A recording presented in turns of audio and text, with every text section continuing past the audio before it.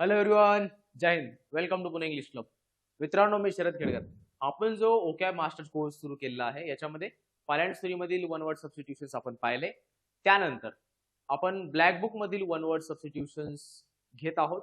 त्यातील जे most frequently asked 200 आहेत त्यातील सुरुवातीचे 150 घेतलेले आहेत आणि नंतरचे आता लास्टचे 50 वर्ड्स आज आपण या लेक्चरमध्ये पाहतोय. आपण लेक्चरला लगेच सुरुवात करतोय बघा. कोणत्याही प्रकारच्या इकडच्या तिकडच्या गप्पा आपल्याला नकोयत. आपण लेक्चरला लगेच सुरुवात करतोय. ही साधारणतः थोडीशी माहिती तुम्हा सगळ्यांना असावी की मी जर शिकवतोय इंग्लिश, तुमच्या समोर जर उभा आहे तर मी का उभा आहे, बरोबर का? ओके, आपण आता तेच बघूयात. चला, सीडीएस पास केली, एसएसबी दिले, एफ कॅट उत्तीर्ण केली, सेट 3 विषयात उत्तीर्ण आहे, नेट जे पास केली आहे, पीएचडी स्कॉलर आहे. सुरुवात करूयात आपण. A large bedroom for a number of people in a school or institution. School म्हणजे शाळा, institution म्हणजे एखादी संस्था, राईट? याच्यामध्ये काय असतं, एक मोठी बेडरूम बनवलेली असते आणि त्या ठिकाणी एक झोपण्याची वगैरे व्यवस्था केलेली असते. That is known as dormitory. आता बघा, आम्ही जेव्हा युपीएससी सीडीएस एक्झाम द्यायचो आणि त्यावेळी पुणे हे एक्झामिनेशनचं सेंटर नसायचं, मग आम्हाला मुंबईला जावं लागायचं. एक दिवस अगोदर जायचो आम्ही. मग तिथे जाताना आमचे बरेचसे सहकारी काय करायचे, जे इंडियन रेल्वेचे डॉर्मेटरी आहे त्या डॉर्मेटरी मध्ये राहायचे. म्हणजे काय, तिथे जायचे, त्यांना विचारायचे की एका रात्रीचे स्टेचे किती रुपये होतील आणि त्यांना तेवढे पे करायचे आणि राहायचं. मग त्याला म्हणतात की डॉर्मेटरी. ही काय असते, लार्ज एक बेडरूम असते आणि त्याच्यामध्ये राहण्याची व्यवस्था केलेली असते, स्टेची व्यवस्था केलेली असते. स्पेलिंग बघा, DORMITORY, डॉर्मेटरी. आता तुम्ही इमेज पाहू शकता. अशा प्रकारे रॅक्स तयार केले, त्याच्यावरती झोपण्याची वगैरे व्यवस्था. जसं बघा, इथं एक जण झोपेल, इथं वर एक, खाली एक, वर एक, खाली एक, वर एक, खाली एक, वर एक, वर अशा प्रकारे, राईट? म्हणजे जास्तीत जास्त लोकांची राहण्याची व्यवस्था केली असते. That is known as dormitory. Okay, next word.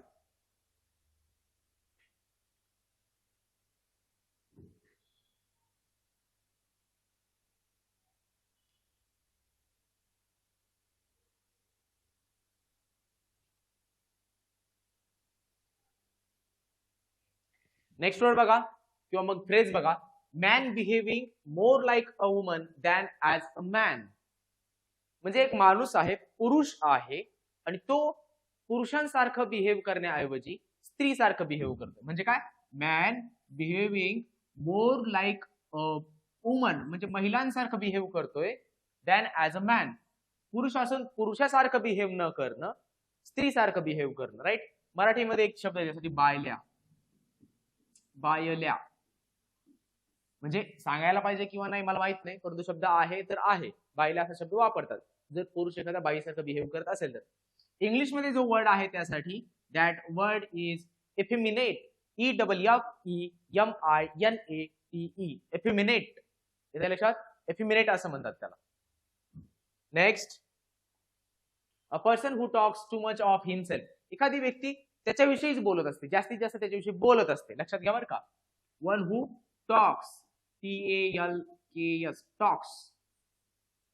Talks मध्ये सुरुवातीला टी आहे, राईट? टॉक या वर्डच्या स्पेलिंग मध्ये सुरुवातीला टी आहे. त्याच्यावरून आपल्याला एक गोष्ट लक्षात ठेवायची, ती मी तुम्हाला लगेच सांगतो. One who talks too much of himself. एखादी व्यक्ती त्याच्याविषयी जास्त जर बोलत असेल, स्वतःविषयी जास्त बोलत असेल, तर त्याला म्हणतात इगोटिस्ट. EGOTIST, egotist. आणखी फ्रेज बघा काय, अ person who speaks always in praise of himself. Praise म्हणजे काय करणं, स्वतःची स्तुती करणं. प्रेज करणं म्हणजे स्तुती करणं. प्रेज ऑफ हिमसेल्फ म्हणजे स्वतःची स्तुती करणं. स्वतःची स्तुती करत करत नेहमी बोलणारी जी व्यक्ती असते त्याला काय म्हणतो आपण, इगोटिस्ट. म्हणजे स्तुतीमध्ये सुद्धा स्वतःविषयीच बोलते. ते असतं ना, आपण स्वतःशीच बढाया मारणारे, मी असं करतो, मी तसं करतो, मी हे केलं, मी ते केलं, याव करिंगा त्याव करिंगा, ते जे असतं ना, दॅट इज इगोटिस्ट. आणखी बघा, a person who is excessively conceited and self absorb. आता बघा, तो स्वतःमध्ये जास्त गुंतलेला असतो, स्वतःविषयी जास्त बोलतो, that is known as egotist. आता बघा, इगोटिस्ट बरोबर आपल्याकडे आणखी एक वर्ड आहे, ती स्पेलिंग आहे बघा, EGOIST, इगोइस्ट. आणि मग मी तुम्हाला काय सांगितलं, दोन, एक आहे इगोटिस्ट, TIST आहे, आणि इथं आहे इगोइस्ट. याच्यामध्ये टी नाहीये बघा सुरुवातीला मध्ये. दोन्ही वर्ड्स मध्ये शेवटी टी आहे, त्याच्यामुळे तो तर कॉमन आहे शेवटी. परंतु ज्या वर्ड मध्ये मध्ये टी आहे, हे बघा इगोटिस्ट, म्हणून हा टॉक वाला येते का लक्षात. टॉक मध्ये काय आहे, बोलणं, टी आहे, म्हणून ज्या वर्ड मध्ये टी येतो तो बोलण्यासंबंधी आहे. आणि दुसरा वाला जो आहे इगोइस्ट, याच्यामध्ये मध्ये टी नाहीये, हा कोण झाला, स्वतःविषयी जास्त विचार करणारा. The one who thinks of oneself, स्वतःविषयी जास्त जर विचार करत असेल त्याला आपण काय म्हणायचं, the one who thinks, THINKS. आता तुम्ही म्हणाल याच्यामध्ये सुद्धा टी आहे. टॉक वाला इगोटिस्ट लक्षात ठेवूयात, थिंक मध्ये ट चा उच्चार नाहीये ना. ओके, लक्षात ठेवण्यासाठी तुमचं वेगळं लॉजिक लागत असेल तर वेगळं एखादं लॉजिक लावू शकता. मला इगोटिस्ट वाला लॉजिक टॉक साठी व्यवस्थित वाटलं. इगोइस्ट वाला आपण मग राहिलेला वर्ड जो आहे तो विचार करणं, स्वतःविषयी विचार करणारी व्यक्ती, त्याला इगोइस्ट असं म्हणतात. Next word, a poem that expresses lament for the dead. जी एखादी मृत पावलेली व्यक्ती आहे त्या मृत व्यक्तीसाठी जी एक शोकगीत असतं, म्हणजे एखादी कविता ज्यातून शोक व्यक्त केला जातो, शोक, दुःख व्यक्त केलं जातं, शोक व्यक्त केला जातो, त्या कवितेला काय म्हणायचं, elegy, ELEGY, elegy. Lament is शोक, दुःख. A poem that expresses lament for the dead, मृत व्यक्तीसाठी शोक व्यक्त करणं, दुःख व्यक्त करणं करणारी जी कविता असते त्या कवितेला एलिजी असं म्हणतात, ELEGY, elegy. Next word, an act of misappropriation of money. पैशांचा काय करणे, अफरातफर करणे. मिसअप्रोप्रिएशनला मराठी जो शब्द आहे तो आहे अफरातफर करणे, अफरातफर करणे. सो पैशांची अफरातफर करणे याला जो शब्द आहे, जी कृती आहे त्या कृतीला जो शब्द आहे इंग्लिश मध्ये तो आहे एम्बेझलमेंट, EMBEZZLEMENT, एम्बेझलमेंट, पैशांची अफरातफर करणे. Next, bringing about gentle and painless death from incurable disease. आता बघा, डिसीज म्हणजे काय, रोग. इनक्युरेबल एक असतं क्युरेबल, CURABLE. क्युरेबल म्हणजे काय, एखादा उपचार जर बरा होणारा असतो, राईट, बरा होणारा त्याला आपण क्युरेबल म्हणू. म्हणजे जो ठीक होणार आहे त्याला क्युरेबल म्हणायचं. याचा अँटोनिम असतो इनक्युरेबल, म्हणजे जो ठीक न होणारा. आता एखादा ठीक न होणारा, जर बरा न होणारा जर आजार असेल तर त्या व्यक्तीला इतकं दुःख सफर करावं लागतं, म्हणजे सगळं ते पेन सफर करावं लागतं. पेन, PAIN नाही, PAIN, पेन म्हणजे दुःख. ते सगळं सफर करावं लागतं. मग ती व्यक्ती म्हणते की मला मृत्यू पाहिजे. बघा आता, bringing about gentle and painless death. मग त्या व्यक्तीला जर इतकं सगळं दुःख होतं, ते दुःख यातना सहन करण्याऐवजी जर मृत्यू दिला जात असेल हळूवारपणे, एखादं कुठेतरी इंजेक्शन देऊन किंवा वेगळ्या प्रकारचं ड्रग देऊन, तर त्याला म्हणतात इच्छा मरण. कारण त्या व्यक्तीला काय असतं, मृत्यू हवा असतो. इतकं दुःख सहन करण्यापेक्षा मी मृत्यू पत्करते असं त्या व्यक्तीचं म्हणणं असतं, म्हणून त्याला इच्छा मरण असा शब्द आहे. भारतामध्ये इच्छा मरणाला परवानगी नाही. इच्छा मरण म्हणजेच इंग्लिशमध्ये त्याला युथनेशिया असा शब्द आहे, EUTHANASIA, युथनेशिया, EUTHANASIA, युथनेशिया. मग युथनेशिया म्हणजे काय, इच्छा मरण. कळालं आता, भारतामध्ये इच्छा मरणाला परवानगी नाहीये. Next, a person who wasted his money on luxury. म्हणजे काय, फार चैनीच्या वस्तू वगैरे खरेदी करण्यासाठी जर एखादी व्यक्ती खर्च करत असेल तर याला काय म्हणू आपण, उधळपट्टी म्हणू ना, उधळपट्टी, राईट.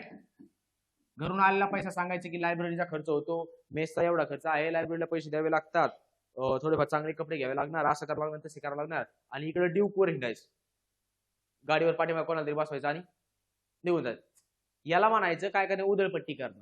त्यासाठी मराठी इंग्लिशमध्ये जो शब्द आहे तो आहे एक्स्ट्रा वॅगन्स किंवा एक्स्ट्रा वॅगंट. जी व्यक्ती आहे त्या व्यक्तीला एक्स्ट्रा वॅगंट म्हणतात. उधळपट्ट्या म्हणजे जो उधळपट्टी करतो पैशांची, उधळ्या म्हणतात त्याला, उधळ्या, पैशांची उधळपट्टी करणारा, विनाकारण खर्च करणारा, चैनीच्या वस्तूंवरती खर्च करणारा, राईट. त्याला म्हणतात एक्स्ट्रा वॅगन, जो पैसा जास्त उधळतो. आणि तशा प्रकारची जी कृती आहे त्याला शब्द आहे एक्स्ट्रा व्हॅगन्स. EXTRAVAGANCE, extra wagons. येतं लक्षात? Next, one who believes in फेट. फेट म्हणजे काय? नशीब. नशिबावर विश्वास ठेवून जो असतो ना त्याला फेटलिस्ट असं म्हणतात. फेट म्हणजे नशीब वगैरे, जे होईल ते होईल, दैव जिकडे घेऊन जाईल तिकडे जाऊ, अशा प्रकारे विचार करणारा. That is known as fatalist. FATALIST, fatalist. सगळा त्याच्यावरती सोडून देणारा, बघू जे होईल ते होईल, राईट? फेटलिस्ट.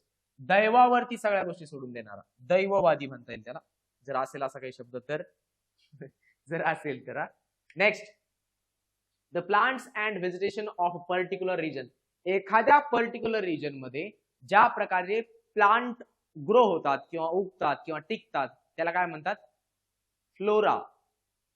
आता बघा बघा, दोन शब्द सांगायचे म्हणून मी एक इमेज सुद्धा दोन प्रकार, म्हणजे खरं तर इमेज या ठिकाणी जी आवश्यक आहे ती इमेज एवढ्यासाठीच आहे. हा जो पार्ट आहे ना, या वनस्पती एखाद्या पर्टिक्युलर रिजन मध्ये पर्टिक्युलर जर प्लांट्स येत असतील, उगत असतील, त्याच्यामध्ये त्याला फुलं येत असतील, फळं येत असतील, तर त्याला जो शब्द आहे that word is flora. FLORA, flora. परंतु फ्लोरा बरोबर आणखी एक शब्द असतो, दॅट वर्ड इज, असं म्हणतात बघा बरेचदा, FLORA, flora and fauna. FAUNA, flora and fauna. Flora and fauna. Flora म्हणजे काय? एखाद्या पर्टिक्युलर रिजन मध्ये प्लांट्स वगैरे ज्या ग्रो होतात, वनस्पती, त्यासाठी वर्ड आहे फ्लोरा. आणि फौना कशासाठी आहे? जर त्या रिजन मध्ये जे ॲनिमल्स येतात, जगतात किंवा मग जन्म घेतात, त्या ठिकाणी त्यांचं व्यवस्थित चालतं सगळं, राईट? त्याला काय म्हणतात बघा, त्याला म्हणतो आपण फौना. कळालं का? फ्लोरा वनस्पतींशी संबंधित आहे, प्लांटशी संबंधित आहे, आणि फौना ॲनिमल्सशी संबंधित आहे, म्हणून फ्लोरा अँड फौना. मग फ्लोरा मध्ये काय काय येणार? इमेज कडे व्यवस्थित पाहू शकता. फ्लोरा मध्ये फक्त प्लांट्स दाखवतात, म्हणजे प्लांटशी संबंधित आहे. फौना बर्ड्स, ॲनिमल्स, या गोष्टी. येते का लक्षात? पुण्यामध्ये सदाशिव पेठेत कोणत्या प्रकारची फौना आहे? FAUNA, fauna. याचा जर आपण विचार केला तर आपल्या लक्षात येऊन जाईल की फक्त MPSC करणारे फौना इथं आढळते. फ्लोरा तर नाहीच आहे. कोणती फौना आहे? MPSC करणारी, कॉम्पिटिटिव्ह एक्झामिनेशनची तयारी करणारे फौना, म्हणजे प्राणी आढळतात. Next, something which gets broken easily. अशी एखादी गोष्ट जी फार इझिली तुटते, म्हणजे काय, ठिसूळ असते थोडक्यात, राईट? ठिसूळ असते म्हणूयात की, किंवा मग फार इझिली तुटणारी आहे. त्याला आपल्याकडे जो शब्द आहे तो आणखी दुसरा ब्रिटल वाला एक शब्द आहे, BRITTLE, ब्रिटल, राईट? ब्रिटल एक शब्द आपण पाहिला, जो फार इझिली ब्रेक होतं, तुटतं, त्याला ब्रिटल असा पण शब्द आहे. आणि मग हा एक शब्द आहे फ्रजाईल, म्हणजे जे फार काय म्हणतात, फार कठीण वगैरे नाहीये, म्हणजे तुटण्यासाठी फार इझिली तुटणार आहे, त्याला फ्रजाईल आणि ब्रिटल असे दोन शब्द आहेत. या ठिकाणी फ्रजाईल जर शब्द असेल तर फ्रजाईल द्या, जर फ्रजाईल नसेल तर ब्रिटल सुद्धा तुम्ही शब्द देऊ शकता. नेक्स्ट वर्ड, रायटिंग और ड्रॉइंग स्क्रिबल्ड, स्क्रॅच्ड और स्प्रेड इलिसिटली ऑन ऑल. स्प्रेड म्हणजे काय? जो एक स्प्रे असतो ना, कलरचा स्प्रे, आणि मग त्या कलरच्या स्प्रेने भिंतीवरती असे काहीतरी चित्र काढलेले असतात वगैरे, राईट? कुठल्या तरी ड्रॉइंग्स केलेले असतात, मग स्प्रेने काढलेले असतील किंवा स्क्रिबल केलं असेल किंवा ते स्क्रॅच करून केलं असेल, ते बघा तुम्हाला इमेज मध्ये दिसेल. ही एक वॉल आहे, भिंत आहे, आणि त्या भिंतीवरती ते स्प्रे असेल किंवा वेगवेगळे पेंट्स असतील ते वापरून अशा प्रकारे पेंटिंग केलेलं आहे. So that is known as graffiti. GRAFFITI, graffiti. येते लक्षात? त्याला ग्रॅफिटी असं म्हणतात. Other surface in a public place, हे सुद्धा पब्लिक प्लेस वरती वॉल असेल किंवा वेगळा एखादा सरफेस असेल, वॉल म्हणजे भिंत, त्याच्यावरती जे केलं जातं अशा प्रकारे ड्रॉइंग केलं जातं, that is known as graffiti. GRAFFITI, graffiti. Next, a building in which aircraft are housed. अशी एखादी बिल्डिंग ज्याच्यामध्ये एअरक्राफ्ट ठेवलं जातं. एअरक्राफ्ट ठेवण्याचं ठिकाण, एअरक्राफ्ट इज हाऊस्ड म्हणजे काय? ज्या ठिकाणी एअरक्राफ्ट ठेवण्यासाठी जे घर असतं किंवा बिल्डिंग असते, that building is known as हँगर. आपल्या कपडे लटकवण्याचं हँगर नाही बरं का, आपल्याकडे कपडे लटकवण्याचं हँगर सुद्धा असतं, त्याला सुद्धा हँगर शब्द आहे. मी सहज आता चला विषय निघाला म्हणून सांगतो. लव्ह हँगर एक कॉन्सेप्ट आहे. लव्ह हँगर तुम्हाला जर माहित असेल तर तुम्ही गुगल करू शकता आणि चेक करू शकता की हे काय असतं. जर शब्द ऐकला तर शब्द किमान माहित तरी पाहिजे की नाही. जस्ट ऐकला होता मी, मला माहित झालं होतं म्हणून मी तुम्हाला सांगून दिलं. त्याच्यामध्ये फार काही अश्लील वगैरे काही नाही, हा शब्द सांगितला मी तुम्हाला. आता एक आहे हँगर, मग एक असतं कपडे लटकवण्याचं हँगर. मी तुम्हाला सांगितलेलं अगोदरचा लव्ह हँगर हा एक वर्ड तुम्ही चेक करू शकता. आणि हा जो हँगर आहे म्हणजे ही अशा प्रकारची जी बिल्डिंग असते ज्याच्यामध्ये एअरक्राफ्ट ठेवलं जातं, दॅट इज नोन ॲज हँगर. Next, a large group of people म्हणजे काय, थोडक्यात क्राऊड, CROWD, क्राऊड म्हणजेच काय, गर्दी. या गर्दीलाच आणखी एक शब्द आहे, तो शब्द आहे होर्ड. HORD, स्पेलिंग बघा बरं का, HOARD नाही, HORDE, होर्ड. मी याच्यासाठी पुन्हा एकदा सांगितलंय, HORDE, होर्ड. स्पेलिंग चेक करा. म्हणजे थोडक्यात गर्दी. ही अशा प्रकारची जी गर्दी असते त्याला आपण काय म्हणतो, होर्ड. बस, वेगळं काही नाही, क्राऊड, होर्ड. फक्त स्पेलिंग लक्षात ठेवा. The study of growing garden plants. जर एखाद्या ठिकाणी छोटीशी जमीन वगैरे आहे, गार्डन आहे, त्या ठिकाणी गार्डन जे आहे त्या ठिकाणी आपण जे प्लांट्स म्हणजे एकतर ते काय असेल, फळ देणाऱ्या म्हणजे फ्रुट्स येणाऱ्या जर प्लांट्स असतील त्या ग्रो करणं, किंवा इन जनरल फळबाग म्हणतो आपण, फळबाग शेती, राईट. फळबाग, ही जे फळबाग असते ना त्यालाच हॉर्टिकल्चर म्हणजे फळबागाची शेती करणं किंवा त्याचं स्टडी करणं, अभ्यास करणं, that is known as horticulture. HORTICULTURE, horticulture. कळते का, हॉर्टिकल्चर. जसं आपल्याकडे ऍग्रिकल्चर आहे, ऍग्रिकल्चर म्हणजे शेती, तसं हॉर्टिकल्चर आहे म्हणजेच काय, फळबागांचा अभ्यास करणं किंवा ते सायन्स, फळबागा कशा, त्याची शेती कशी करायची किंवा त्याचं उत्पादन कसं घ्यायचं वगैरे, याचं जे एक स्टडी आहे, that study is known as horticulture. Next word बघा, box or cage for rabbits or small animals. छोटे छोटे ॲनिमल साठी असेल किंवा मग रॅबिट साठी असेल, जे काय केलं जातं, एक बॉक्स असतो किंवा मग एक पिंजरा असतो. पिंजरा, पिंजरा तर खरं तर तुम्हाला माहिती आहे, पिंजरा म्हटलं की तुम्हाला एखादा गुरुजी आठवतो. पिंजरा म्हणजे काय, एक मूवी आहे का पिंजरा आपल्याकडे,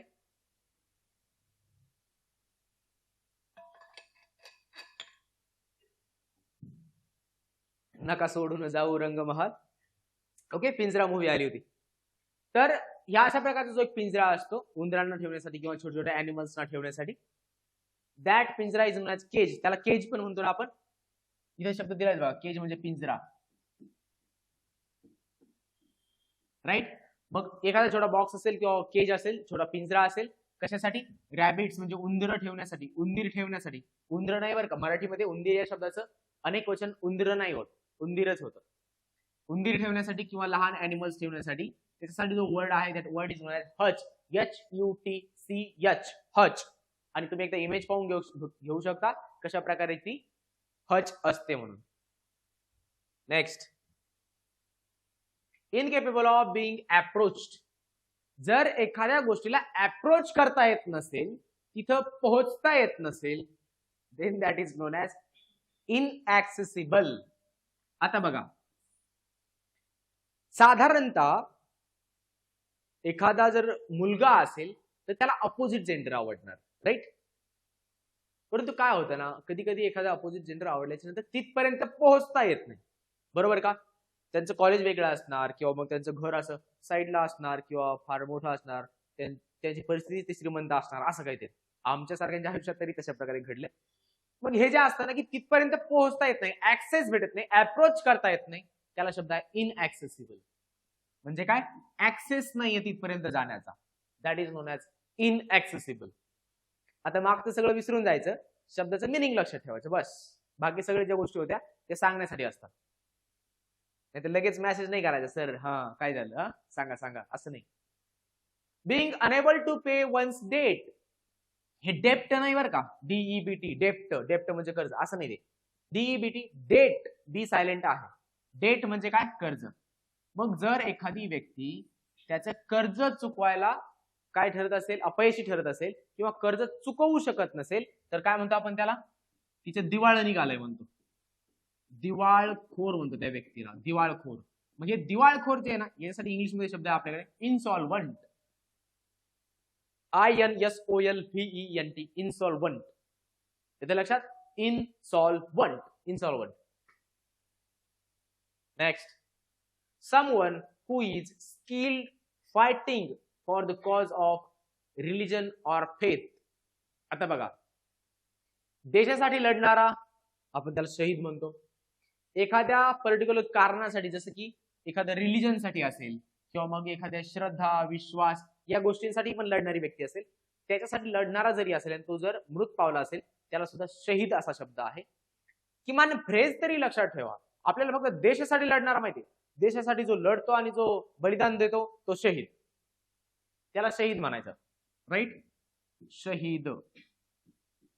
मग हे बरोबर आहे. शहीदलाच आपल्याकडे मार्टर असं म्हणतात, की मार्टीर असं नाही म्हणायचं, मार्टीर नाही, martyr, martyr, MARTYR, martyr. Okay. someone who is killed fighting for the cause of religion or faith.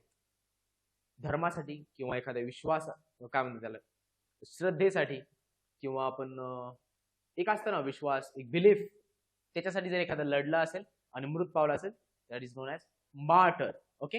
आणि देशासाठी जरी लढला असेल तरी आपण त्याला म्हणतो शहीद म्हणतो. त्यासाठी सुद्धा मार्टर हा शब्द आहे. ती फ्रेज आहे, जर विचारलं गेलं तर ती फ्रेज सुद्धा चुकीची नाही. Next, a traveler who moves from one region or country to another. ही एक कंट्री आहे, कंट्री ए. या कंट्री ए पासून एखादी व्यक्ती कंट्री बी मध्ये जर जात असेल, राईट, तर याला काय म्हणतो आपण? एका ठिकाणाहून दुसऱ्या ठिकाणी जाणे. यालाच मराठीमध्ये म्हणतो आपण स्थलांतर, स्थलांतर.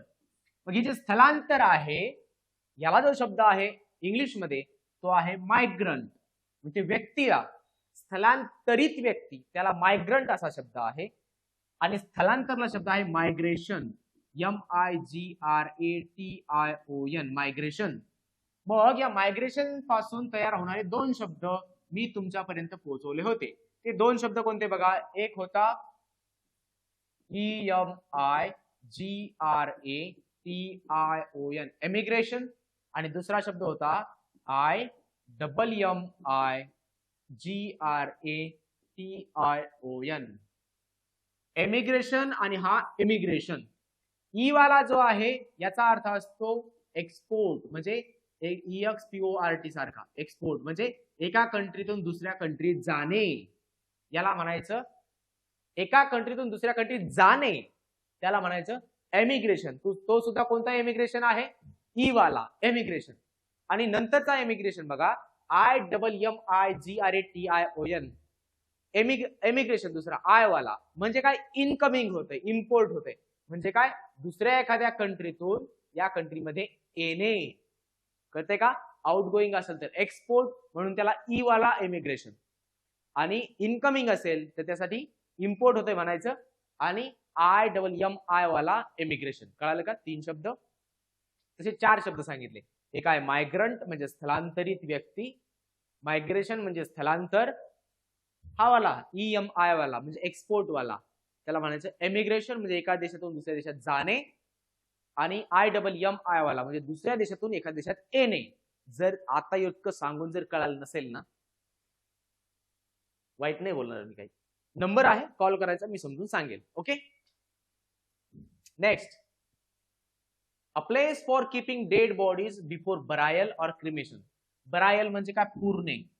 मृत व्यक्तींना जे पुरलं जातं ना त्याला म्हणतात, एखाद्या ठिकाणी पुरतात ना त्याला बरायल शब्द आहे. क्रिमेशन म्हणजे काय? अंत्यविधी जो असतो ना, जाळणे वगैरे, अंत्यविधी, मग ते जाळणे वगैरे त्याला क्रिमेशन म्हणतात. किंवा मग इलेक्ट्रिसिटी देऊन जे जाळलं जातं त्याला इलेक्ट्रोक्यूट करणं असं म्हणतात, राईट? इलेक्ट्रोक्यूट तो एक शब्द आहे, इलेक्ट्रिसिटीने जाळणे. मग ह्या अशा प्रकारे डेड बॉडीज ठेवण्यासाठीचं जे एक हॉस्टेल म्हणता येईल किंवा एक हॉल असतो ज्या ठिकाणी डेड बॉडीज ठेवलेल्या असतात, त्याला जो शब्द आहे त्याला शब्द आहे मॉर्च्युअरी, MORTUARY, मॉर्च्युअरी. म्हणजेच काय? शवगृह किंवा शवगृह असेल. शवागृह असेल. म्हणजे ज्या ठिकाणी शव म्हणजे काय, डेड बॉडी ठेवण्यासाठी जे ठिकाण आहे त्या ठिकाणी इज नोन ॲज मॉर्च्युअरी. आणि मग तुम्ही या ठिकाणी पाहू शकता या असे बघा काय केले, बॉक्सेस केले, तर ते नाव लिहिलं असतं की कोणाची डेड बॉडी आहे ते ठेवून दिलं असतं. आणि मग ही अशी व्यक्ती येते एखादी डॉक्टर टाईप, ती हजेरी घेते सगळे दररोज संध्याकाळी की सगळे आहेत का, कोणी उठून गेलंय का, कोणी कसं उठून जाईल, राईट. तरी पण हजेरी घ्यावी लागते त्यांना. एखादं गायब झालंय का, एखाद्याला गायब गेलंय का, आणि एखादा झाला जिवंत गेला उठून, मग काय करायचं, कोणी त्यांनी कुठे शोधत बसले डेड बॉडीला, राईट. त्याच्यामुळे तो हजेरी घ्यायला येत असतो दररोज संध्याकाळी 9 वाजता. चला next word. A person or thing that has the same name as another. एखादी व्यक्ती, त्याला जर दुसऱ्या एखाद्या व्यक्तीसारखं सारखंच नाव असेल तर नेमसेक असं म्हणतो आपण. A person or thing that has the same name as another. एखाद्या व्यक्तीला दुसऱ्या एखाद्या व्यक्तीसारखं सेम नेम असेल. ए या नावाची व्यक्ती आहे आणि दुसरी ए या नावाची व्यक्ती, दोघांचं नाव सारखंच आहे. हा पांडुरंग आणि तो सुद्धा पांडुरंग, नेमसेक, सारखं नाव वगैरे. मराठीमध्ये त्याला नावकरी म्हणायचं का, नावकरी. वेगळा अर्थ काही भेटत असेल तुम्हाला तर पाहून घ्या, पण थोडक्यात सारखं नाव वगैरे असतं, that is known as namesake. A geometrical figure with 8 sides. अशी एक प्रकारची फिगर ज्याला किती साइड्स असणार, 8 साइड्स. मग बघा, जर आपल्याकडे ट्रायंगल असेल तर त्याला किती साइड्स असतात, 3, 1, 2 and 3, राईट. याला आपण ट्रायंगल म्हणतो. ट्राय म्हणजे 3. मग इथे शब्द आहे ऑक्टा. ऑक्टा म्हणजे 8. ऑक्टागॉन, गॉन म्हणजे साइड्स, 8 साइड्स. अलग लक्षात. ऑक्टागॉन म्हणजे 8 साइड्स वाला अष्टभुजावाले एक डायग्राम. मग मला असं वाटलं की आपण काय करूयात, हे सगळं मला एक साधी इमेज भेटली होती 8 साइड्स असणारी. मला असं वाटलं की थोडी चांगली इमेज दाखवू ज्याच्यामध्ये तुम्हाला थोडं अँगल वगैरे सांगते. जर एखादी अष्टभुजा असणारी 8 साइड्स असणारी इमेज असेल तर त्याच्यामध्ये बघा 1, 2, 3, 4, 5, 6, 7 आणि 8 झाल्या का 8 साइड्स. या 8 साइड्स आहेत अशी एखादी इमेज असेल तर त्याचा प्रत्येक अँगल हा 135 डिग्रीचा असतो. मला वाटलं की चला थोडी एक्स्ट्रा इन्फॉर्मेशन देऊन टाकू, म्हणून मग ही वाली इमेज मी एक्सप्लेन करण्यासाठी घेतली. आले का लक्षात. 8 साइड्स असणारी इमेज ऑक्टागॉन. चला next. One who eats both vegetables and meat. जो फक्त व्हेजिटेबल्स खाणारा असतो याला म्हणतो आपण herbivores. HERBIVOURE herbivores. HERBI herbi, POURES असेल किंवा एस असेल, हर्बिवोर्स. स्पेलिंग पाहून घ्या. हर्बी आता हे लक्षातच ठेवायचं, पालेभाज्या वगैरे कशा असतात, हिरव्या असतात म्हणून त्याला आपण हर्बी म्हटलं. हिरव्या हर्बी. आलं लक्षात. पालेभाज्या वगैरे खाणारा म्हणजे कोण, व्हेजिटेरियन म्हणजे कोण, हर्बिवोरस. आणि मग राहिला कोण, कार्निवोरस. CARNIVOURES कार्निवोर्स म्हणजे कोण. आता जर हर्बिवोर्स गेलाय आपला शाकाहारीवाला म्हणजे व्हेजिटेबल्स खाणारा, तर कार्निवोर्स म्हणजे कोण, मांसाहारी. आले का लक्षात. हा नॉन व्हेजिटेरियन, नॉन व्हेज खाणारा, नॉन व्हेजिटेरियन, नॉन व्हेज बोलणारा नाही, नॉन व्हेज खाणारा. आले का लक्षात, नॉन व्हेजिटेरियन. आणि मग आणखी एक शब्द आहे ओमनिवर्स. यातील ओमनीचा मिनिंग असतो सर्व, ज्याला सगळं चालतं. One who can it everything, काही खाऊ शकतो, ओमनिवर्स. OMNIVOROUS. स्पेलिंग मला वाटतं शेवटी VOROUS एवढंच आहे बरं का. दोन्हीचं स्पेलिंग एकदा लिहून देतो तुम्हाला व्यवस्थित. Herbivores HERBI Harbi, OROUS herbivores. Carnivorous CARNI CARNIVOROUS carnivorous. Spelling लिहून घ्या. आणि ओमनिवोरसला तो व्हेज पण खातो आणि नॉन व्हेज पण खातो, म्हणजे मटन पण खाणार, मीठ आणि व्हेजिटेबल सुद्धा खाणार. 3 शब्द एकदम क्लिअर झाले. याच्यामध्ये 1% सुद्धा डाऊट नसला पाहिजे. चला. Doctor who deals with bone problems.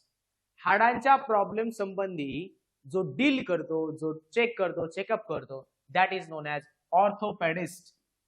Orthopaedist, ortho म्हणजे हाडावाला डॉक्टर, हाडा संबंधित, हाडा अहो हाडा ते नाही हा. ऑर्थो म्हणजे काय, हाडूक जे कुत्र घेऊन पळतं, बोन, ऑर्थो. ओके. आणि पेडिस्ट हाडांचा संबंधीचा डॉक्टर, ऑर्थोपेडिस्ट. बस त्याच्या पलीकडे फार काही जाणून नाही घ्यायचं. नाही तर तुम्ही अभ्यास करता इतका अभ्यास कराल तुम्ही ऑर्थोपेडिस्ट व्हायचे. बस इतकाच अभ्यास. डॉक्टर जो काय करतो, बोनच्या प्रॉब्लेमचा अभ्यास करतो, जो ट्रीटमेंट करतो, ऑपरेशन बोनचे करतो, orthopedist. Next, a person who opposes war, war म्हणजे युद्ध, वॉर, और नाही, वॉर युद्ध, war, or use of military force, military force असेल किंवा युद्ध असेल यांना अपोज करणारा. कोण अपोज करेल बरं? ज्याला फार खुमखुमी आहे तो का नाही युद्ध झालंच पाहिजे, भांडण झालंच पाहिजे. पण एखादा असतो शांततावादी, गांधीजींसारखा शांततावादी, तो म्हणतो की no no no, I don't like violence. तो काय म्हणेल? No, I don't like violence but violence likes me, असं म्हणणार नाही तो. डायलॉग एका वेगळ्या मूवीतला. सो जो एक शांततावादी आहे तो काय म्हणणार? नाही, नो वॉर, युद्ध नाही, मिलिटरीचा फोर्स वापरायचा नाही, मिलिटरी फोर्स वापरायचा नाही. म्हणजे काय? मिलिटरीचा वापर करायचा नाही. म्हणजे काय? शांततावादी आहे तो, त्याला भांडण नकोय. That is known as pacifist. PACIFIST, pacifist म्हणजे शांततावादी, ज्याला युद्ध वगैरे नको, भांडण नको. एक शब्द आपलं वर्ब आहे आपल्याकडे, PACI, पॅसिफाय म्हणजे शांत करणे, एखाद्याला शांत करणे किंवा एखाद्याला शांत हो म्हणणे, अशा टाइप मध्ये. नेक्स्ट वर्ड पाहून घ्या. मी पाणी पिऊन घेतो.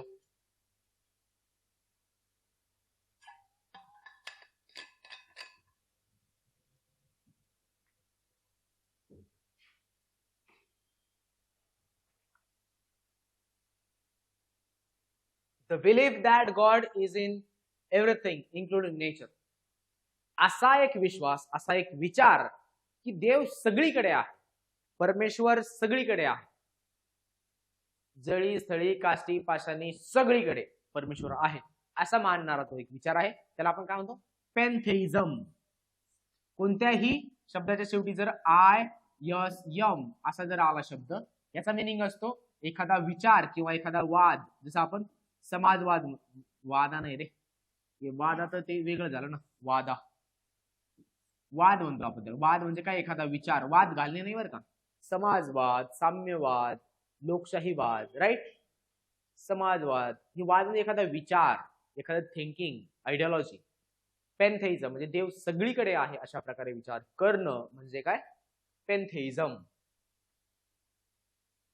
One who does not care for literature or art, ज्याला लिटरेचर म्हणजे काय? साहित्य. याचं स्पेलिंग लक्षात ठेवा बरं. Literature LITERATURE, literature. लिटरेचर म्हणजे काय? साहित्य. साहित्य कोणतं? दाढी करायचं, कटिंग करायचं साहित्य नाही. साहित्य म्हणजे कथा, कादंबरी, काव्य, अमुक तमुक, दीर्घकाव्य, निबंधमाला वगैरे हे असं लिखाण केलेलं साहित्य लिटरेचर, त्याला म्हणतात साहित्य. ओके. मग लिटरेचर असेल किंवा मग आर्ट म्हणजे एखादी कला असेल, याच्यामध्ये जो इंटरेस्ट घेत नाही त्याला काय म्हणायचं? फिलिस्टाईन. PHILISTIN, फिलिस्टाईन. ज्याला या गोष्टींमध्ये इंटरेस्ट नाहीये, रुची नाहीये, अभिरुची नाहीये, रुची नाहीये, त्याला म्हणतात philistine. Okay. Next word, an animal that lives by killing and eating other animals. तुम्ही पाहिलं असेल बघा, आपल्याकडे एक फूड चेन असायची. जसं मी साईडला इमेज घेतलीये, त्याला फूड चेन म्हणतात.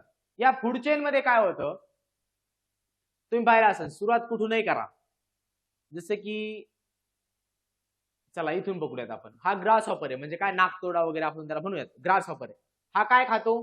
किंवा मग याला कोण खातं? हे बर्ड खातं. या बर्डला कोण खातं? स्नेक. या स्नेकला कोण खाणार? घुबड, आऊल असेल. आणि या आऊलला कोण खाणार? ही जे असे बॅक्टेरिया वगैरे असतील ते वगैरे, डिकम्पोजर्स. की अशा प्रकारे एक फूड चेन असते ना. मग एक ॲनिमल दुसऱ्या, हे मी उलट सांगितलं असलं तरी तुम्ही समजून घ्या की उलट सांगितले. ओके. परंतु लक्षात काय घ्यायचंय? एखादा ॲनिमल दुसऱ्या ॲनिमलला खातो म्हणजे तो काय झाला, प्रिडेटर झाला, भक्षक हा शब्द आहे बघा त्याला, भक्षक. An animal that lives by killing and eating other animal, म्हणजे तो दुसऱ्याचं भक्षण करतोय त्याला भक्षक असं म्हणतात. इंग्लिश मध्ये जो वर्ड आहे that word is predator, PREDATOR, predator. चला next word. A person who withdraws from the world to live in seclusion and often in solitude. दोन शब्द आहेत, सेक्ल्युजन, सॉलिट्यूड आणि तिसरा वर्ड आहे रेक्ल्यूज. या तीनही शब्दांचं मिनिंग सेम आहे. मिनिंग काय आहे, एकांत, एकांतवास, राईट. म्हणजे एखाद्या गोष्टीचा जर एकांत, त्याने आपण म्हणतो काही मूवीज मध्ये जुने राजे वगैरे म्हणायचे, बोलणं वगैरे झालं ना, त्याची राणी भेटायला आली की ते म्हणायचे एकांत, सगळ्यांनी निघून जावा, I want privacy, like that. म्हणजे काय, आता हा बघा, सेक्ल्युजन म्हणजे काय, कोणाची गाठ भेट नाही घ्यायची, काय नाही, कोणाशी बोलायचं नाही, कोणाचं चांगलं चाललंय वाईट चाललंय काय घेऊन त्यांनी, मला माझं एकटं राहायचं, त्याला म्हणजे सेक्ल्युजन. Next is solitude. सॉलिट्यूडचा मिनिंग सुद्धा तोच आहे, एकटं राहणं, कोणाशी न बोलणं, सॉलिट्यूड. आणखी एक वर्ड आहे रेक्ल्यूज, म्हणजे अगेन एकटा राहणं, एकांतवास, एकटं राहण्याची सवय, त्याला सेक्ल्युजन, सॉलिट्यूड आणि रेक्ल्यूज तीन शब्द आहेत. तीन शब्दांचे मिनिंग सेम आहे, लक्षात ठेवा.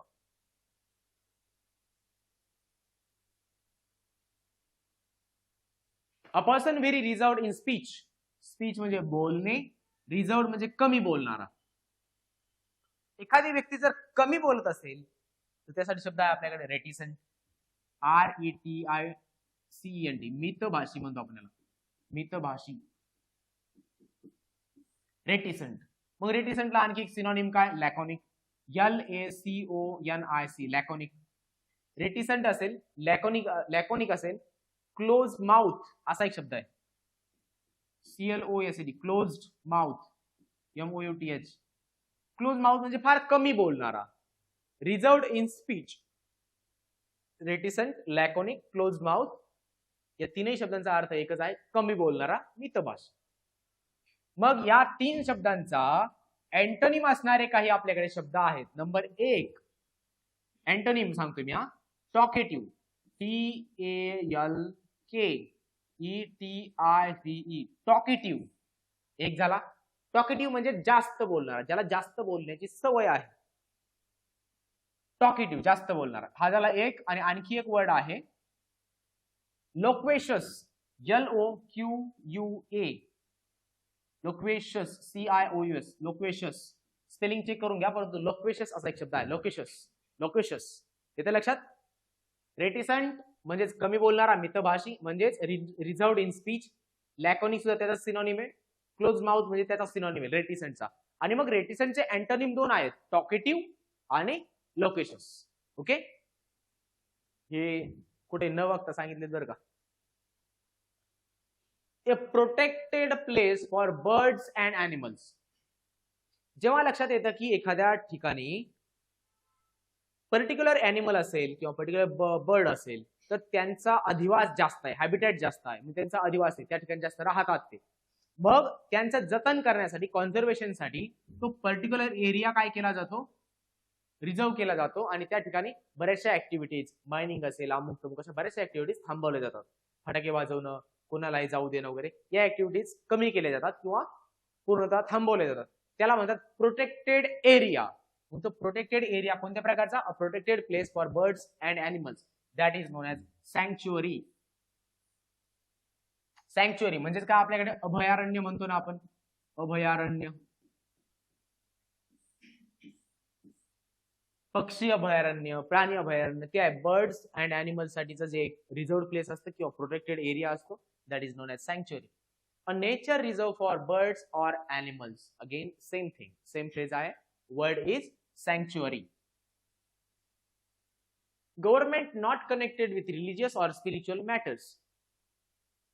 राज्य आहे, सरकार आहे, त्याचं जे गव्हर्नमेंट आहे, त्या राज्याचं जे गव्हर्नमेंट आहे ते जर कुठल्याही एखाद्या रिलिजन्सशी कनेक्टेड नसेल, किंवा मग रिलिजन्स आहेत समजा ABC आणि D, पुन्हा E घ्या, 4-5 रिलिजन्स आहेत, या 4-5 रिलिजन्स पासून सारख्याच अंतरावरती कोणत्याही रिलिजनला आपला पर्टिक्युलर किंवा अधिकृत धर्माचा, अधिकृत रिलिजनचा दर्जा न देता सर्वांपासून सेफ डिस्टन्स ठेवणारं जे एक स्टेटचं नेचर असतं, राज्याचं नेचर असतं, राष्ट्राचं नेचर असतं, त्याला आपण म्हणतो सेक्युलर नेचर.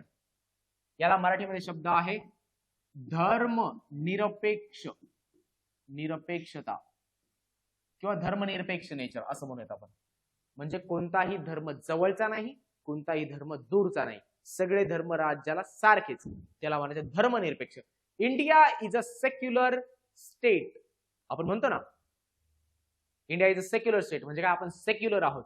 आपल्या राष्ट्राचा कोणताही अधिकृत धर्म नाही, सगळ्या धर्मांना आपलं गव्हर्नमेंट काय करतं, इक्वली ट्रीट करतं. That is secular. स्पेलिंग बघा, ER नाहीये शेवटी, हा AR आहे, SECULAR, secular. An office with high salary but no work. प्रचंड सॅलरी, भरपूर मोठी सॅलरी आहे, काम काहीच नाही. That is known as sinecure. प्रत्येकाला वाटेल की आपल्याला अशी नोकरी पाहिजे, हो की नाही, सॅलरी द्या, काम नको, पत्ते खेळत बसतो आम्ही, सॅलरी द्या पण, right. That is known as sinecure. SINECURE, sinecure, right, sinecure. Found all over the world. जगामध्ये सगळीकडे जर एखादी गोष्ट भेटत असेल तर त्याला आपण काय म्हणू, वैश्विक आहे. हे कुठेही जा तुम्हाला भेटणारच आहे, त्याला आपण काय म्हणू, वैश्विक. मग इंग्लिश मध्ये जो शब्द आहे तो आहे युनिव्हर्सल. युनिव्हर्सल आहे, कुठेही जा, तुम्हाला कुठे गेला तुम्हाला माणसाला नाक असलेलं दिसेल. चायनामध्ये गेले तर नाक छोटस असेल, पण नाक आहेच ना, नाक असणं हे काय झालं, युनिव्हर्सल झालं. सो कुठेही गेलात तरी तुम्हाला ते जर भेटत असेल, that is known as universal. नाकावाला काय चांगला जोक नव्हता, ते असंच निघून गेलं. One who offers his service of his own free will.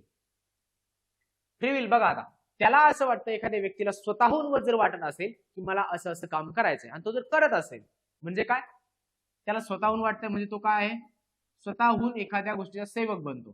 त्याला आपण म्हणू स्वयंसेवक.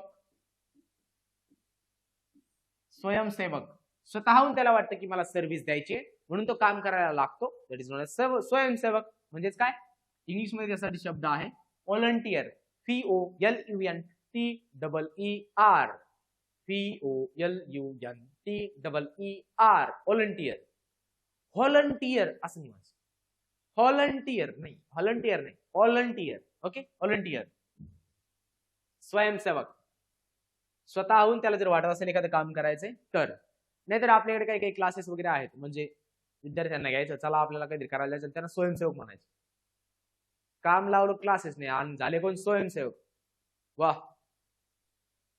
Next, a decorative ring of flowers and leaves.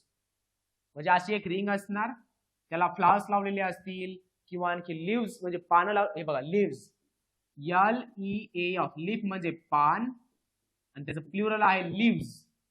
येते काय लक्षात. सो काही पानं असतील, फुलं असतील, यांची जी एक रिंग बनवलेली असते ना, त्याला म्हणतात रेथ. WREATH, Wraith, WREATH. एक तुमच्या समोर आयडिया यावी म्हणून मी अशा प्रकारची एक रिंग घेतलेली आहे बघा, पानांची, फुलांची, काय केली असते, डेकोरेटिव्ह सजवलेली एक रिंग असते. बऱ्याचदा काय होतं, हे चला आता गरिबांची परिस्थिती वेगळीच असते, गरीब स्वतः काय, गरीब असतात, गरीब मेले की गरीब डायरेक्ट मशनात जातात, बरोबर का. श्रीमंतांचं, मोठ्या लोकांचं असं नसतं. मोठ्या लोकांचं कसं असतं, एखादी व्यक्ती मृत पावली ना, मग त्याला ठेवायचं, मग सगळेजण त्याच्या दर्शनाला येणार, मग अशा प्रकारच्या रेत घेऊन जाणार लोक, ते ठेवणार, पाया पडणार, राईट. त्याचं श्रीमंतांचं असतं. ते श्रीमंतांच्या याच्यामध्ये अशी रिंग बघायला भेटते बघा. गरिबांचं काय नाही, गरीब असतात, त्याच्यामुळे जास्त डोकं लावायचं काम नाही. WREATH, रेत, याला म्हणतात. ही जी रिंग असते ना पाना फुलांची, त्याला म्हणतात. याच्यात मला फळं दिसायला लागले, ठीक आहे, चला असू शकतील. Next, a place where animals are slaughtered for consumption of food. असं ठिकाण ज्या ठिकाणी प्राण्यांची हत्या केली जाते, त्यांची कत्तल केली जाते, त्यांना मारलं जातं आणि खाण्यासाठी त्याचं मीठ, मटण वगैरे त्याला जे काय म्हणायचं असेल ते म्हणा, ते तयार केलं जातं. याला आपण शब्द आहे मराठीमध्ये कत्तलखाना, राईट. अरे कल्ल झालं तुमचं, कत्तल, कत्तलखाना, बरोबर का?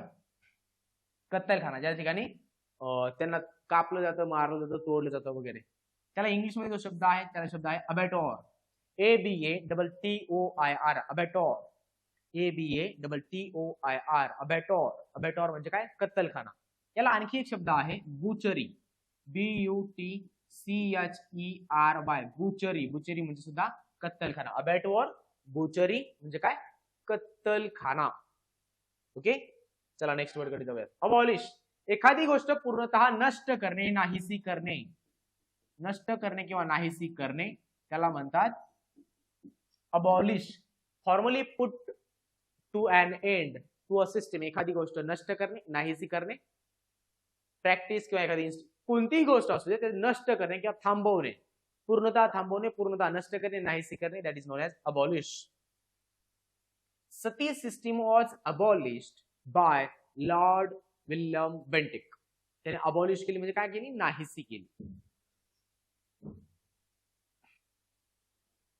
बघा, the inhabitants living from earlier times in a country.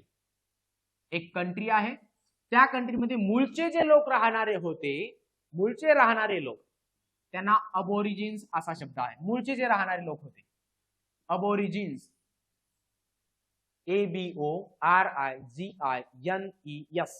अबोरिजिन्स. मूळचे त्या ठिकाणी हॅबिटॅट करणारे, त्या ठिकाणी अधिवास असणारे मूळचे जे लोक होते त्यांना अबोरिजिन्स असा शब्द आहे.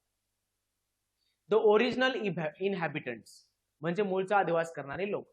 नेटिव्ह ऑफ अ कंट्री, त्या कंट्रीचे, त्या ठिकाणचे पर्टिक्युलर नेटिव्ह, त्या ठिकाणचे राहणारे लोक. 3 प्रकारचे फ्रेजेस आहेत. तिन्ही फ्रेजेसचं मिनिंग मी तुम्हाला सांगितलं. त्याला वर्ड आहे aborigines. To decide and state officially in court that somebody is not guilty of a crime. एखादी व्यक्ती जर एखादा गुन्हा त्याच्यावर झाला, गुन्ह्याचा आरोप झाला असेल आणि त्यानंतर सिद्ध करणं आणि ऑफिशियली डिक्लेअर करणं की somebody is not guilty of crime, म्हणजे एखादी व्यक्ती असेल त्याची आरोपांतून मुक्तता करणे, मुक्तता करणे, यासाठी जो शब्द आहे दॅट वर्ड इज अक्विट.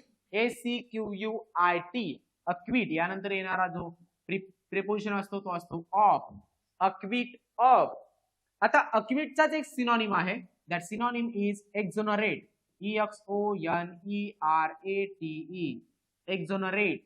एक्झोनरेट म्हणजे सुद्धा काय करणे? एखाद्याला आरोपांतून मुक्त करणे. आणि मग त्यालाच एक्झोनरेटच्या नंतर सुद्धा ऑफ हे प्रिपोजिशन वापरतात. मग बघा, अक्विट म्हणजे आरोपातून मुक्तता करणे, एक्झोनरेट म्हणजे to state officially that somebody is not guilty of crime. एखादा व्यक्ती त्या क्राईम साठी तो गिल्टी नाहीये, म्हणजे त्याने ती चूक केलेली नाही, आरोप केले म्हणजे आरोप नाही, तो गुन्हा केलेला नाहीये. मग एखाद्यावरती आरोप करणं काय असतं? ACCUSED, accused. आणि त्यानंतर ऑफ हे प्रिपोजिशन येतं. अक्युज्ड ऑफ म्हणजे एखाद्यावरती आरोप करणं, म्हणजे अक्विटचा तो काय झाला? अँटोनिम झाला. आणि आरोपांतून मुक्तता करणे म्हणजे काय? अक्विट. अक्विट नंतर ऑफ हे प्रिपोजिशन येतं, त्याचा सिनोनिम आहे एक्झोनरेट. एक्झोनरेट नंतर सुद्धा ऑफ हे प्रिपोजिशन येतं. ओके, चला. One who performs daring gymnastic feats. ते नाही का एकदम म्हणजे असं डोक्यावर उभं राहणं, गोल गोल उड्या मारणं, बॅक फ्लिप मारणं, राईट? आता मी मार्शल आर्ट्स केले म्हणून मला काही गोष्टी माहिती आहेत. बॅक फ्लिप मारणं असेल किंवा भिंतीला पाय देऊन वगैरे बॅक फ्लिप मारणं असेल, अशा प्रकारचे जिम्नॅस्टिक्स असेल, जिम्नॅस्टिक्सच्या काही फीट्स वगैरे परफॉर्म करणं, दॅट इज नोन ॲज ॲक्रोबॅट. आणि मग ॲक्रोबॅटिक्स असे एक गेम तयार झालेला आहे, रस्त्यांवरती वगैरे तो ॲक्रोबॅटचा खेळ केला जातो, that is known as acrobat. An entertainer who performs difficult physical feats. एक फार अवघड अशा शारीरिक कसरती ज्या याच्यामध्ये केल्या जातात, दॅट इज नोन ॲज ॲक्रोबॅट. तुम्ही फोटो पाहू शकता, ह्या असे एकावर एक चढत जाणे, हे काय दहीहंडीचा खेळ नाहीये. दहीहंडीला 5% रिझर्वेशन दिले मला असं ऐकण्यात आलंय, सो ते आहे बरं का. म्हणजे दहीहंडी हा स्पोर्ट आहे. आता बघा, हे असे जिम्नॅस्टिक्स वगैरे करणारे वगैरे जे आहे, this is known as acrobat. Next word बघूयात काय तर, aesthetic, connected with or concerned with beauty or the appreciation of beauty. सौंदर्य, सौंदर्य किंवा या सौंदर्याचं अप्रिशिएशन याच्या संबंधित जे आहे, that is known as aesthetic. Soundarya संबंधित कळते, सौंदर्य अशा भोयाज काढणं, आयब्राउज करणं, राईट. मग ते आयब्राउज बरोबर तुम्हाला माहित असेल ना काय काय असतं, ते आयब्राउज करणं असेल, आयलाइनर वगैरे असेल, लिपस्टिक असेल असं, आणि मग ते एकदम सुंदर वगैरे दिसतं, मग ते सौंदर्य खोलून दिसतं. सौंदर्य शब्द जवळ आले, मग ते सौंदर्य वगैरे त्याच्या संबंधित जे आहे ते ॲस्थेटिक असतं. त्याला इंग्लिशमध्ये जो वर्ड आहे तो ॲस्थेटिक आहे. ओके, कोणत्याही जेंडरशी संबंधित काही नाहीये त्याचा. असं मी म्हटलं नाही की मुली वगैरे, मुलंही करीत असतील, मला माहित नाही, परंतु हे ते ॲस्थेटिक आहे. ओके, नेक्स्ट वर्ड बघूयात. Words that begin with the same letter, syllable or sound. Same letter असेल, सिलाबल म्हणजे उच्चार असेल, किंवा तसा साऊंड असेल, ते जर एका जागी तयार होणारे असतील, पुन्हा पुन्हा त्याचं रिपिटेशन वगैरे जर होत असेल, राईट, या शब्दांचं वगैरे, तर त्याला काय म्हणतात, किंवा repetition of an initial sound in 2 or more words of a line. एकाच सेंटेन्स मध्ये पुन्हा पुन्हा त्या वर्डचं रिपिटेशन होत असेल, त्या अल्फाबेटचं रिपिटेशन होत असेल, तर त्याला काय म्हणतात, ॲलिट्रेशन. ॲलिट्रेशन म्हणजेच मराठीमधला आपला अनुप्रास अलंकार. अनुप्रास अलंकार, अनुप्रास अलंकार म्हणजे काय, वर्डचं रिपिटेशन पुन्हा पुन्हा किंवा अल्फाबेटचं पुन्हा पुन्हा ते रिपिटेशन होत आहे, त्याला म्हणतो आपण अलिट्रेशन. ALLITERATION, alliteration. मराठीमध्ये आहे ना आपल्याकडे, एक्झाम्पल्स किती असू शकतील, जसं एक आठवलं म्हणून सांगितलं, म्हणजे सांगतोय, रंगात रंगतो रंगात रंगुनी साऱ्या, रंग माझा वेगळा, रंग रंग रंग रंग रंग, रिपिटेशन होते ना, that is known as alliteration, म्हणजेच मराठीतील अनुप्रास. Okay, will go next. Anecdote, a short, interesting or amazing story about a real person or an event. एखाद्या व्यक्तीविषयी किंवा एखाद्या व्यक्तीविषयी, त्याच्या आयुष्यातील रिअल घटनाविषयी जर एखादी स्टोरी असेल, इंटरेस्टिंग असेल, तर त्याला अनेक्डोट असं म्हणतात. म्हणजे छोटीशी एक कथा जी इंटरेस्टिंग असते, रिअल घटनांवरती आधारित असते, अनेक्डोट. ओके, दुसरा एक शब्द असतो अँटीडोट, ANTI, अँटीडोट. अँटीडोटचं मिनिंग आहे, एखादं विष वगैरे असेल, तर त्याचं पॉइझन वगैरे असेल, तर त्याचा प्रभाव कमी करण्यासाठी जे एक आपण काय देतो, मेडिसिन देतो, that medicine is known as antidote. Anthropology, anthrop म्हणजे काय, मी नेहमी सांगतो, मानव वंश संबंधी, मानवा संबंधी, राईट. आणि एक हे पुढचं लॉजी म्हणजे काय, शास्त्र. मग अँथ्रोप म्हणजे मानव वंश, म्हणून मग अँथ्रोपॉलॉजी म्हणजे मानव वंशशास्त्र. आता फ्रेज बघा, the study of human race. Human म्हणजे मानव, रेस म्हणजे काय, वंश. म्हणजे एखादी रेस म्हणजे धावण्याची शर्यत वगैरे नाही, रेस म्हणजे मानव वंश. Especially of its origin, development, customs and beliefs. Origin मानव वंशाचं कसं होतं, त्याच्यामध्ये डेव्हलपमेंट्स काय काय होत गेल्या, त्याच्यामध्ये प्रथा परंपरा काय काय होत्या, विश्वास श्रद्धा कशा प्रकारच्या जपल्या गेल्या आतापर्यंत, या सगळ्या गोष्टींचा जो एक आढावा आहे, एक पट उलगडणं आहे, त्याचं सायन्स जे आहे, ते शिकणं जे आहे, that is known as anthropology. त्याला मराठीमध्ये म्हणतो आपण मानव वंशशास्त्र. Apartheid, a policy that segregates people on the basis of race. Race म्हणजे काय, वंश. Policy of racial discrimination. Racial म्हणजे काय, वांशिक. वांशिक. डिस्क्रिमिनेशन म्हणजे काय, भेदभाव. वांशिक भेदभावावर किंवा वांशिक भेदभावाची जी पॉलिसी आहे, दॅट इज नोन ॲज अपर्थेड. मग आपण काय म्हणतो, वर्णभेद करणं असेल, वंशभेद करणं असेल, आणि अशा प्रकारे वर्णभेद करणं, वंशभेद करणं ही जी पॉलिसी आहे, असं जे काही धोरण असतं, that is known as apartheid. APARTHEID, apartheid. Nelson Mandela was against this apartheid movement, not against apartheid movement, he was against apartheid जी पॉलिसी होती त्याच्याविषयी. अँटी अपर्थेड मुवमेंट त्यांनी चालू केलेली होती. Okay, policy that segregates people on the basis of race. Policy, race. Okay, रेसच्या बेसिसवरती काय करणं, एखाद्याला डिस्क्रिमिनेट करणं, त्यांचा भेदभाव करणं, याला म्हणायचं अपर्थेड, म्हणजेच काय, वांशिक भेदभाव, अशा प्रकारे एक शब्द आहे त्याला. Apathy, the feeling of not being interested in, इंटरेस्टच्या नंतर किंवा इंटरेस्टेडच्या नंतर इन या प्रेपोजिशनचा वापर करतात, तो या ठिकाणी केलेला आहे. इंटरेस्टेड इन ऑर एन्थुसियास्टिक, एखाद्या गोष्टीमध्ये इंटरेस्ट न दाखवणं. इंटरेस्ट दाखवत नाही म्हणजे काय, एंगेज असणं. एंगेज असणं, बरोबर, असं काही नसतं, हे मी असं सांगितलं. इंटरेस्ट न दाखवणं म्हणजे काय, तुम्ही उदास आहात, नॉट उदास, तुम्ही एखाद्या गोष्टीप्रती काय आहात, उदासीन आहात, न्यूट्रल आहात. मग त्यालाच तर आपल्याकडे शब्द आहे ऍपथी. तुम्ही एखाद्या गोष्टीच्या प्रती फार इंटरेस्टेड वगैरे नाहीये, तर तुम्ही काय, त्या गोष्टीप्रती उदासीन आहात, त्याला आपण ऍपथी असा शब्द वापरतो. ऍपथी टुवर्ड्स समथिंग, म्हणजे त्या गोष्टीमध्ये मला इंटरेस्ट नाहीये. आलं लक्षात, ऍपथी. हे एंगेजमेंट वगैरे, एंगेज असणं वेगळं गोष्ट. Next, a person who works for an expert to learn the trade. आता बघा, टू लर्न अ ट्रेड, तुम्ही अप्रेंटिसशिप वगैरे पाहिले असेल, ज्यांचं ITI झालंय किंवा ज्यांचं इंजिनिअरिंग झालंय, ते सुरुवातीला वेगवेगळ्या कंपनीज वगैरे काय करतात, आमच्याकडे असं काम आहे, आम्ही अप्रेंटिस प्रोव्हाइड करतो, अप्रेंटिसशिप प्रोव्हाइड करतो, तुम्ही येऊ शकता, आमच्याकडे शिकू शकता, आम्ही तुम्हाला काही दिवसांसाठी एक नॉमिनल स्टायपेंड वगैरे देऊ असं सांगतो. 10,000 15,000 पर मंथ वगैरे स्टायपेंड देतात, विद्यावेतन म्हणतो आपण त्याला. स्टायफंड शब्द नाही बरं का तो.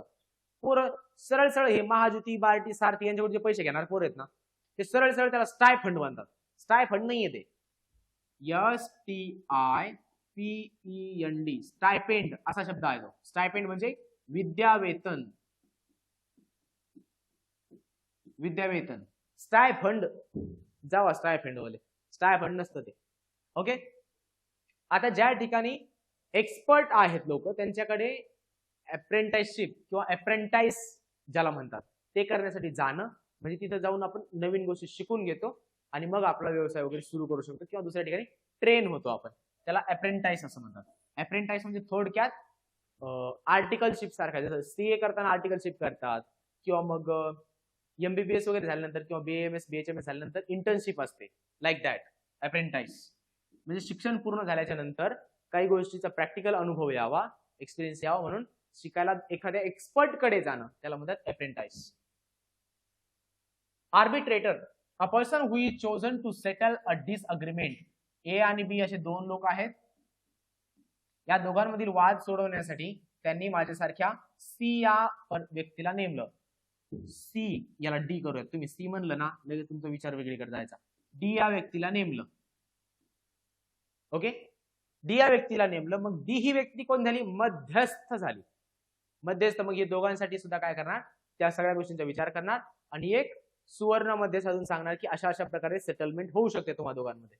अ person appointed by two parties to resolve a dispute, जे एखादा वाद आहे तो वाद सॉल्व्ह करण्यासाठी एक ज्याला नेमलं जातं त्याला काय म्हणतात, मध्यस्थ. मध्यस्थ कोण असतो, जो हा मध्यस्थ असतो, याला जो शब्द आहे, that word is known as arbitrator. ARBITRATOR, arbitrator म्हणजे कोण, मध्यस्थ. आले का लक्षात, त्याला मध्यस्थ असं म्हणतात. गुड ऍट एक्सप्रेसिंग आयडियाज, जो बोलताना किंवा कोणतीही गोष्ट असेल तो एकदम फार चांगल्या प्रकारे समजून सांगू शकत असेल, किंवा ज्याला व्यक्त व्हायचंय किंवा व्यक्त होताना जो फार चांगल्या प्रकारे व्यक्त होतोय त्याला आर्टिक्युलेट असं म्हणतात. आर्टिक्युलेट करता येणं असं म्हणतात, किंवा ते स्किल, आर्टिक्युलेशनचं स्किल असणं. Having or showing the ability to speak fluently and coherently, बोलताना जो अस्खलितपणे बोलतो, फ्लुएंटलीचं मीन काय, अस्खलितपणे बोलणं, न थांबता बोलणे, न अडखळता बोलणे, राईट, न थांबता बोलणे, न अडखळता बोलणे, फ्लुएंटली. आणि कोहेरंटली, सुसंगतपणे, सुसंगतपणे म्हणजे काही असंबद्ध असं बोलत नाही, जे आवश्यक आहे तेच बोलतो, राईट, त्याला म्हणायचं आर्टिक्युलेट करण्याची पॉवर. आर्टिक्युलेशन म्हणजे तुमचं एक्सप्रेस होणं फार क्लिअर आहे, लाऊड आहे, मस्त आहे, एकदम ओके आहे, मला वाटतं ते चांगलं आहे. मला वाटतं हा शेवटचा शब्द असेल, येस, लास्ट वर्ड होता. या ठिकाणी आपले वन वर्ड सबस्टिट्यूशन्स पाल्या अँड सुरी मधले पूर्ण संपलेले आहेत. त्यानंतर ब्लॅक बुक मधील मोस्ट फ्रिक्वेंटली आस्क्ड 200 वर्ड्स जे आहेत ते सुद्धा आपण या ठिकाणी पाहिलेले आहेत. यानंतर आपण इडियम्स कडे जातोय. इडियम्स कंप्लीट करूया, त्यानंतर काही सिनॉनिम्स अँटोनिम्स होतील आणि पुन्हा आपण ब्लॅक बुक या पुस्तकातील वन वर्ड सबस्टिट्यूशन्स त्याच्यामध्ये फार दिलेले आहेत, परंतु जेवढे घेणं शक्य होईल तेवढे घेऊयात. या ठिकाणी मी थांबतो, आपली रजा घेतो. लवकरच भेटूयात पुढच्या लेक्चरमध्ये. तोपर्यंत जय हिंद.